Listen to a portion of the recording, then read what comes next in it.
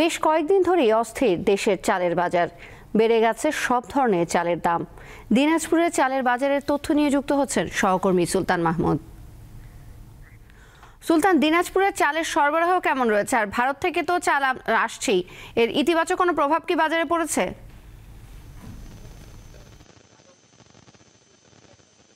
তৌসিয়া, দিনাজপুরে কিন্তু আমরা দেখেছি বেশ কিছু চালের বাজার ঘুরে দেখেছি যে চালের কিন্তু যথেষ্ট সরবরাহ রয়েছে। তবে আমরা কোথাও কিন্তু চালের তেমন কিন্তু সংকট নেই, প্রতিটি মোকামেই কিন্তু রয়েছে পর্যাপ্ত চাল।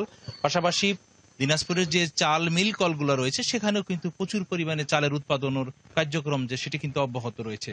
আর ভারতীয় যে চালের কথাটি বলেছেন, যে ভারতীয় চাল দিনাজপুরের বাজারে রয়েছে, তবে তেমন কিন্তু প্রভাবটি পড়েনি। অর্থাৎ ভারতীয় চাল এবং বাংলাদেশের যে বর্তমান যে চালের অবস্থা, প্রায় যথেষ্ট সরবরাহ থাকলেও কিন্তু দামের ক্ষেত্রে কিন্তু তেমন প্রভাব পড়েনি। অর্থাৎ ভারতীয় যে চাল এবং বাংলাদেশের চালের মধ্যে যদি চাহিদার কথা বলি, তবে এই এলাকার মানুষেরা প্রথমতই চাহিদা রয়েছে বাংলাদেশি যে যে চালগুলো রয়েছে সেই চালের, অর্থাৎ ২৮ মিনিকেট এবং ২৯ জাতের যে চালটা, সেই চালের কিন্তু বেশি চাহিদা রয়েছে।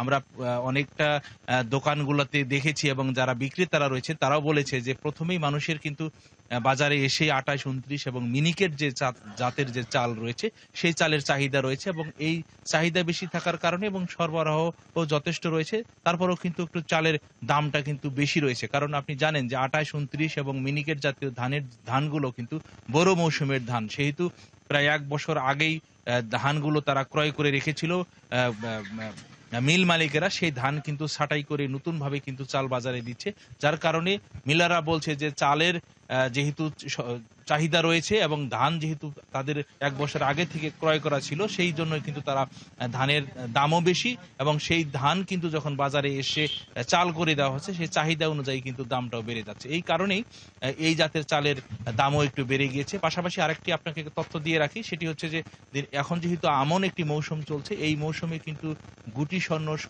সুমন স্বর্ণ এই জাতের ধান কিন্তু উৎপাদন হচ্ছে এবং এই জাতের চালও কিন্তু বাজারে রয়েছে। তবে সেই চালের চাহিদা কিন্তু খুব একটা তেমন বেশি না থাকার কারণে কিন্তু প্রভাবটা কিন্তু ২৮, ২৯ জাতের চালের ক্ষেত্রে যা পড়ছে, যার কারণে সেই জাতের চালটা কিন্তু দামও বাজারে বেশি রয়ে গিয়েছে। তৌসিয়া।